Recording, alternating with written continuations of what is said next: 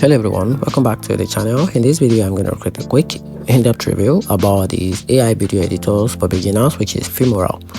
So let's dive into it. Filmora is a beginner-friendly video editor that makes creating content easy thanks to its intuitive drag-and-drop interface, built-in effect, and simple editing tools. It also had more handy AI-based features like auto scene detection, quick background removal, and smart audio balancing, which help cut down editing time and lower the learning curve. For casual creators, social media video, or first-time editors, Filmora gives you a solid mix of power and simplicity.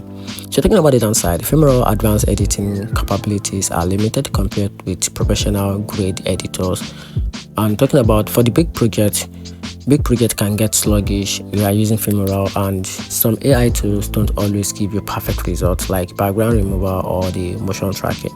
So export quality and control are also slightly basic. So in my opinion, Filmora is great and fit if you want an easy to use AI boosted editors to start editing videos quickly, but serious video editors may outgrow it fast pace, and that's it. Hope you find the video helpful. If you do, turn on the notification button and make sure you subscribe for more review.